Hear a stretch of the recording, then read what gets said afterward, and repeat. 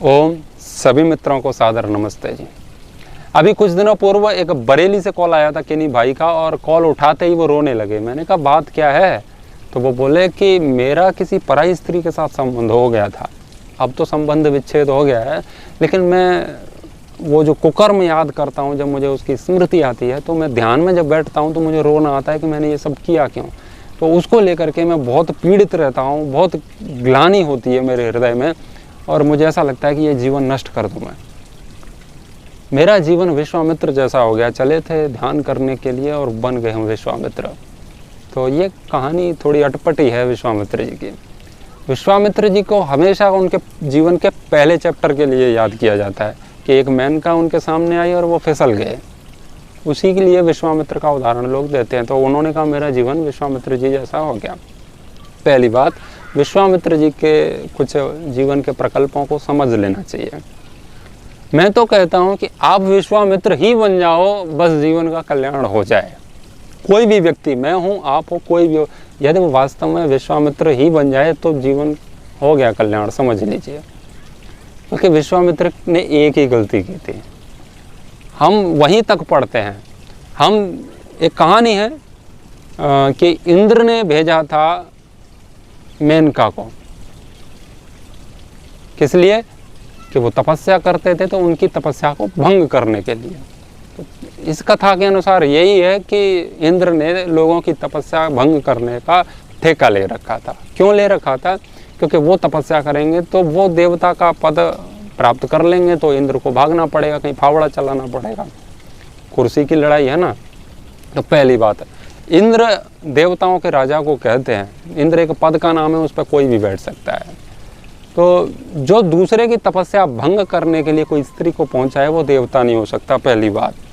तो ये कहानियाँ क्या है क्या नहीं पता नहीं है, ऐसा नहीं हो सकता। क्योंकि जो दूसरे की तपस्या भंग कराएगा वो सीधी सी बात है, वो खुद ही तपस्वी नहीं, और जो स्वयं तपस्वी नहीं है वो देवताओं का राजा कैसे हो गया? देवता होना ही बड़ी बात हो जाती है, और फिर देवताओं का राजा होना बहुत बड़ी बात हो जाती है। तो वो कभी किसी को भेजता है किसी की तपस्या भंग करने, कभी किसी को। तो इंद्र ऐसा नहीं कर सकते, पहली बात।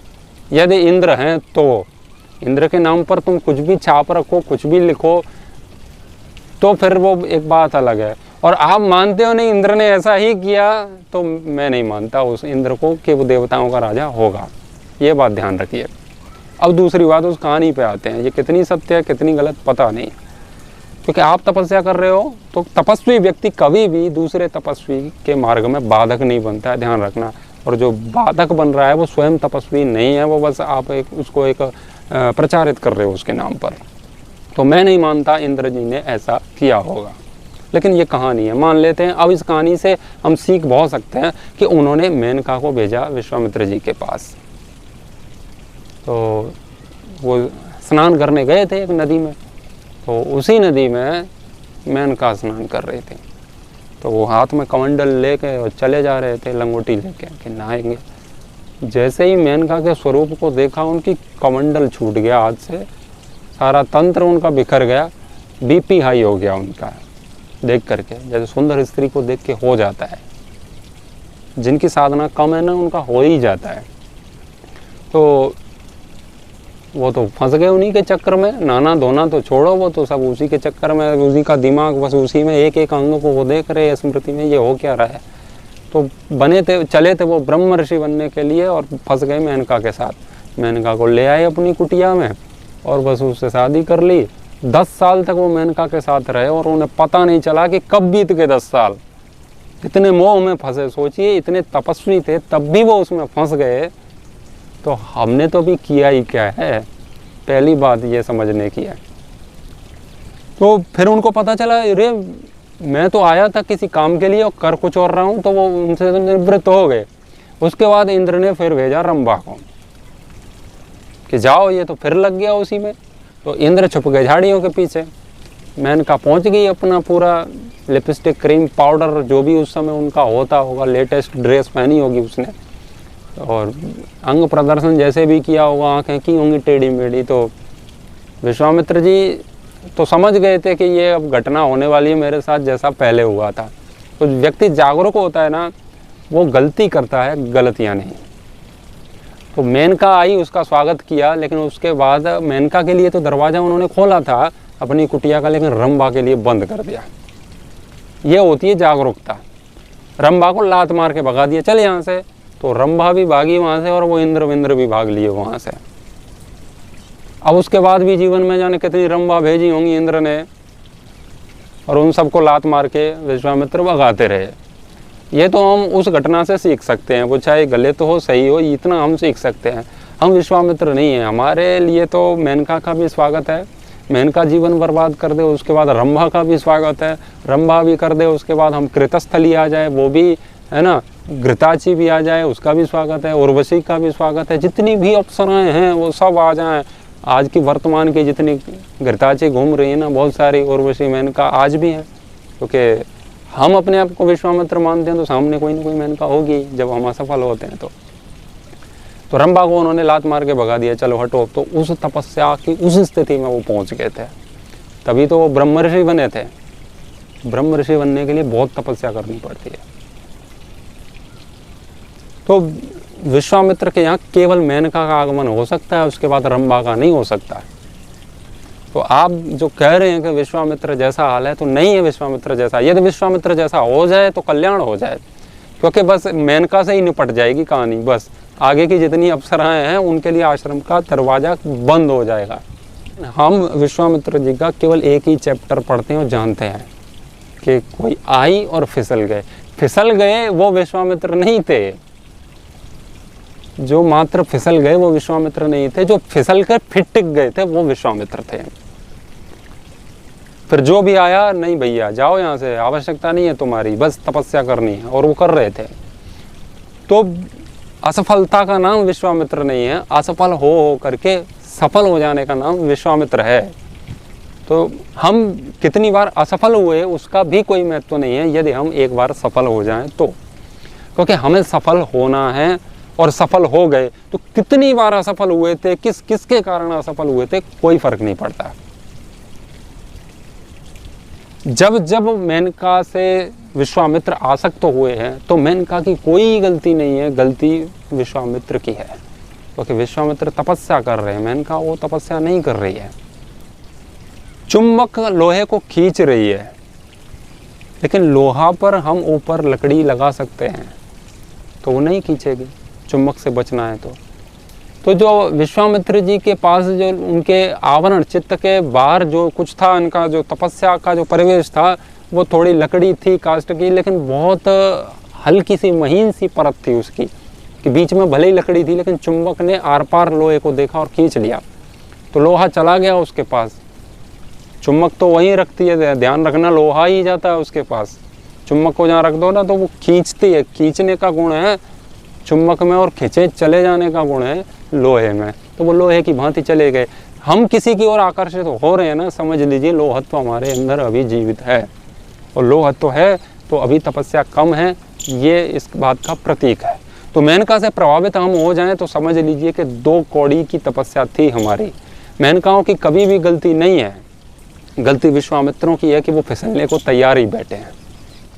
और कौन विश्वामित्र नहीं है इस धरा पर, इस जीवन में वो नहीं फिसला, अच्छी बात है, लेकिन पहले भी वो फिसल के ही तो आया है। अगर वो फिसलता ही नहीं कहीं कभी तो वो अब तक मुक्त हो चुका होता। अध्यात्म का अर्थ यही है कि गलत के विरोध में विद्रोह कर देना, शंखनाद कर देना, बुराइयों के विरोध में कुंडी लगा देना, अंदर से बंद कर देना, कोई नहीं घुसेगी बुराई अब अंदर, चाहे वो रंभा के रूप में आए, मेनका के रूप में आए ना, किसी भी रूप में आए, नहीं चाहिए भैया, पूरा डोर क्लोज्ड। अध्यात्म बस यही है। हम कहते हैं ना, देखा है तुमको, तुम ये करते थे वो करते थे। लोग जब अध्यात्म में प्रवेश करते हैं ना तो उनकी पहले वाली गलतियों को लोग बताते रहते हैं। ये गलत बात है, क्योंकि अध्यात्म में आ रहे हो ये इस बात का प्रमाण है कि तुम पहले गलत थे, तो गलत तो थे ही, उसमें क्या बात है। गलतियां सुधारने का नाम ही तो अध्यात्म है। हो गई गलती हो गई, लेकिन गलतियां नहीं होनी चाहिए। तो विश्वामित्र जी ने फिर घोर तपस्या की थी, एक ही गलती से वो जाग गए थे। हम बहुत सारी गलतियां करते रहते हैं, तो विश्वामित्र जी को इतना कमज़ोर मत समझिए। हाँ, वो मेनका से जब आकर्षित हुए थे बहुत कमज़ोर थे, और उनकी तपस्या 2 कौड़ी की थी उस समय। वो वर्ष वाले गिन लो कि हजारों वर्षों तक तपस्या की थी, लेकिन उसमें दम नहीं था। मतलब हमारी अपेक्षा से वो चाहे जितने महान हो, वो तो हम स्वीकार कर सकते हैं, लेकिन मेनका के ब्रह्मास्त्र के सामने फेल हो गए। तो स्त्री का जो स्वरूप होता है ना, वो ब्रह्मास्त्र होता है। आपने कितना अर्जित किया वो सब नदी में बह जाएगा थोड़ी सी देर में, जैसे विश्वामित्र जी का बह गया। स्त्री के सौंदर्य की शक्ति बहुत होती है, क्योंकि उसको जो सौंदर्य मिला है ना, वो भी बिना तपस्या के नहीं मिला है। उसने न जाने कितनी तपस्या की होगी, तब वो सुंदरता उसने हासिल की है।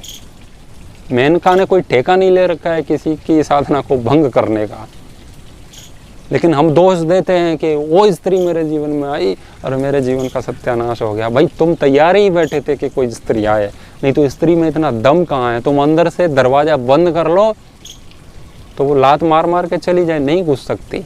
और ये बात स्त्री के लिए नहीं है, पुरुष के लिए भी। यदि जिस स्त्री को लगता है उस पुरुष ने ऐसा कर दिया, तो किसी में इतना दम नहीं है कि तुम्हारी साधना को भंग कर दे। यानी कि तुम पहले से ही दीमक खा रही है, तुमको भीतर थोड़ा सा हवा का झोंका आया, टूट गई लकड़ी। तो हम स्वीकार नहीं करते कि हमारे अंदर दीमक थी, हम स्वीकार ये करते हैं कि आंधी आई जोर से और तोड़ गई उसको। आंधी को दोष देते हैं, ये दोष कभी नहीं देते कि हमारे ही अंदर दीमक थी। तो हम किसी को दोष न दें, दोष हमारा है। यदि हम बहक रहे हैं तो गलती हमारी है। कोई हमें रिश्वत दे रहा है, वो गलत कर रहा है, वो उसका काम है, लेकिन हम रिश्वत ले रहे हैं, ये भी तो गलत बात है। सड़क पर किसी ने कांटे फैला के डाल दिए, वो उसकी गलती है, लेकिन हमने जूते नहीं पहने इसीलिए कांटे लग गए, तो क्या हमारी गलती नहीं है? तो जब जब भी विघ्न बाधाओं में हम असफलता को प्राप्त होते हैं तो गलतियां हमारी हैं, क्योंकि हमने अपने आप को इतना सज्ज नहीं किया। और इतनी आसानी से होता भी नहीं है, ये कई जन्मों की यात्रा है, क्योंकि संस्कार है ना बहुत प्रबल होते हैं। न श्रवण मात्रा तत्सिद्धि अनादि वासनाया बलवत्पात। केवल मात्र सुनने से नहीं होता, इसके लिए बहुत तपस्या करनी पड़ती है, कई जीवन खपाने पड़ते हैं इसमें। तो मेनका तक मत समझिए विश्वामित्र जी को। विश्वामित्र जी की जो इंटरवल के बाद की कहानी है वो बड़ी रोचक है। तो हम आधी पिक्चर इंटरवल होते ही भाग आते हैं ना, बहुत सारे लोग सिनेमा हॉल से, जो नए नए जाते हैं उसे ख़त्म हो गई, निकल लिए, पता चलता है अभी असली तो आनंद अब आने वाला है। तो विश्वामित्र जी का जो अंत है ना, वो बहुत उत्तम कोटि का है। तो अतीत के लिए हम कुछ नहीं कर सकते, और जिसके लिए हम कुछ कर नहीं सकते उसके लिए दुखी होना भी गलत है। जिस चीज़ के लिए हम मात्र रोने के अतिरिक्त और कुछ नहीं कर सकते, उसके लिए रोना मूर्खता है। बस उसके पीछे ही हुआ क्यों, हुआ क्यों, हुआ क्यों, क्यों हो तो गया, लेकिन आगे न हो ये कौन सोचेगा। तो उसके लिए रोने से कोई लाभ नहीं है। आगे हम देखें कि हम आगे क्या कर सकते हैं। तो गलती से हम सीख जाएं, ये बड़ी बात है। और पश्चाताप हो रहा है, अच्छी बात है, लेकिन उसमें डूबे ही रहो, ये गलत बात है। पश्चाताप से हम सीखते हैं। हमने स्वीकार तो किया कि हम गलत हैं, और ध्यान रखना जब हम स्वीकार कर लेते हैं ना हम गलत हैं, वहीं से हमारी अच्छाई का प्रारंभ हो जाता है। समझ लीजिए अच्छाई के लिए दरवाजे खोल दिए हमने, और हमें मार्ग प्रशस्त हो गया है कि ये अच्छाई का मार्ग गया और हम इस पर चल दिए हैं। जब तक दरवाज़ा बंद करके बिस्तर पर ही पड़े तो मार्ग सामने हो तो भी कोई फर्क पड़ता नहीं है। तो गलती से सीखे, ये बड़ी बात है, जागृत हो जाना। नहीं तो लोग अप्सराओं के मेले लगे हैं और उसमें डूबे हुए हैं। स्त्री का एक सुंदर स्वरूप है और वो उसके कर्मों का फल है। वो किसी को नहीं डगाने वाली, वो किसी की नैया डिगाने वाली नहीं है। तुम सोचो अपनी कि हम क्यों उस नाव में सवार होना चाहते हैं जो नाव हमें भंवर में ले जाने वाली है।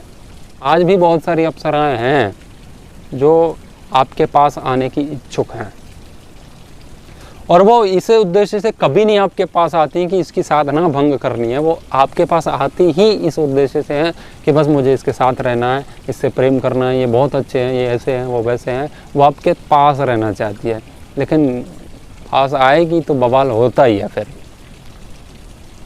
सारी तपस्या भंग हो जाती है। तो उनका कोई उद्देश्य नहीं होता किसी को भंग करने का, लेकिन हम भंग हो ही जाते हैं, वो हमारा दोष है। तो हम अपने आप को सुधारें। तो कुछ भी यदि आपको कोई मेनका दिख भी रही है, वो जहाँ भी हो, जिस रूप में हो, आपके सोशल मीडिया पे हो, आपके सामने हो, अड़ोस पड़ोस में, आपकी कॉलेज में हो, तो ध्यान रखना और विश्वामित्र जी को ही याद रख लेना कि उन्होंने रंभा को कैसे लात मारी थी। रंभा को लात मारने की ताकत हमारे अंदर आ जाएगी तो फिर कोई मतलब ही नहीं होता है कि कौन क्या कर रहा है। तो अतीत में क्या थे भाड़ में जाए, वर्तमान में हम अच्छे हैं, बस अच्छी बात है, क्योंकि भविष्य का निर्माण होगा वो वर्तमान की स्थिति को देख करके होगा।